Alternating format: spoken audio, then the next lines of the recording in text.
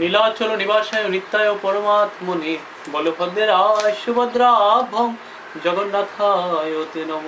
শ্রীল রূপ গোস্বামী কৃত ভক্তিরসামৃত সিন্ধু, দক্ষিণ বিভাগ, দ্বিতীয় খণ্ড, ত্রয়োবিংশতি অধ্যায়, শ্রীকৃষ্ণের স্বরূপ। তো ধীর প্রশান্ত, যে ব্যক্তি অত্যন্ত শান্ত, সহনশীল, বিবেচক ও বিনীত, তাকে বলা হয় ধীর প্রশান্ত।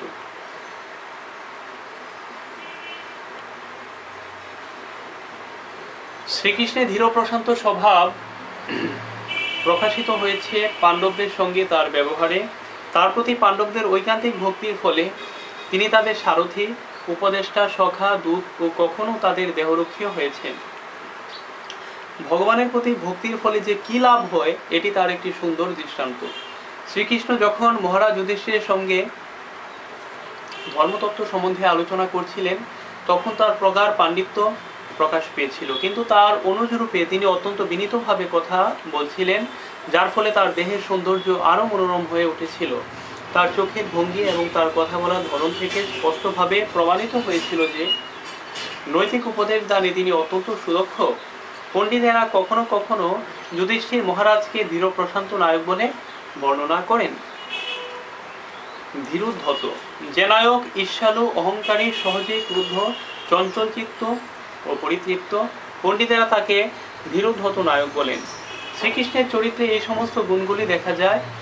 তিনি যখন কালযবনকে চিঠি লিখেছিলেন, তখন তিনি একটি পাপী মণ্ডুক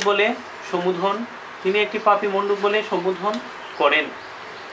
সেই চিঠিতে শ্রীকৃষ্ণ কালযবনকে বলেন কোন অন্ধকূপে গিয়ে আশ্রয় গ্রহণ করতে, কেননা কৃষ্ণ নামক এক কালসর্প এই ধরনের পাপী মণ্ডুকদের গ্রাস করতে অত্যন্ত আগ্রহী।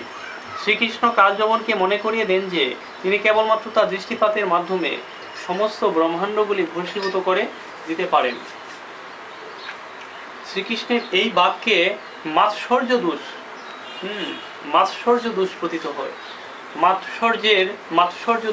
হয়, কিন্তু দেশ, কাল ও লীলা অনুসারে এই মাৎসর্যকেও একটি মহান গুণ বলে স্বীকার করা হয়। তো শ্রীকৃষ্ণের ধীরোদ্ধত ভাবকে মহান বলে স্বীকার করা হয়েছে, কেননা তিনি তার ভক্তদের রক্ষা করার জন্য এই ভাব প্রকাশ করেন। পক্ষান্তরে বলা যায়, ভগবত ভক্তিতে অবাঞ্ছিত বৃত্তিগুলিও মহৎ গুণে পর্যবসিত হয়। কখনো কখনো দ্বিতীয় পাণ্ডব ভীমকেও ধীরোদ্ধত নায়ক বলে বর্ণনা করা হয়। শ্রীরামের সঙ্গে খেলাচ্ছলে যুদ্ধ করার সময় শ্রীকৃষ্ণ তাকে বলেন, হে শ্রীরাম হরিণ, কৃষ্ণ নামক এক গজ রাজরূপে আমি তোমার সামনে এসেছি। হয় তুমি পরাজয় স্বীকার করে এই রণক্ষেত্র থেকে চলে যাও, অথবা মৃত্যুর জন্য প্রস্তুত হও। শ্রীকৃষ্ণের এই নিরঙ্কুশ মানসিকতা তার মহৎ গুণাবলীর বিরোধী নয়, কারণ তিনি হচ্ছেন পরম পুরুষ, তাই তার চরিত্রে সবকিছুই থাকতে পারে। তো পরমেশ্বর ভগবানের চরিত্রে এই সমস্ত আপাত বিরোধী গুণাবলী সম্বন্ধে বর্ণনা করে কুর্ম পুরাণে বলা হয়েছে যে পরমেশ্বর ভগবান অতি স্থূলও নন, আবার অতি ক্ষীণও নন। তিনি সর্বদাই সমস্ত জড়জাগতিক গুণাবলীর অতীত। বর্ণহীন হওয়া সত্ত্বেও তার অঙ্গকান্তি ঘনশ্যাম, তার নেত্র রক্তবর্ণ, তিনি সর্বশক্তিমান এবং তিনি সমস্ত ঐশ্বর্যমণ্ডিত। তো ভগবানের মধ্যে এই সমস্ত বিরুদ্ধ ধর্ম দেখতে পাওয়া আশ্চর্যজনক নয়। এই সমস্ত বিরোধগুলো আপাত দৃষ্টিতে প্রতীত হয়, কিন্তু বাস্তবে তার মধ্যে কোনো বিরোধ নেই। তাই ভগবত তত্ত্ববেত্তা আচার্যদের শ্রীমুখ থেকে শ্রীকৃষ্ণের গুণাবলীর তত্ত্ব জানা উচিত। তখন বুঝতে পারা যায় যে ভগবানের ইচ্ছাশক্তির প্রভাবে এই গুণগুলি প্রকাশিত হয়।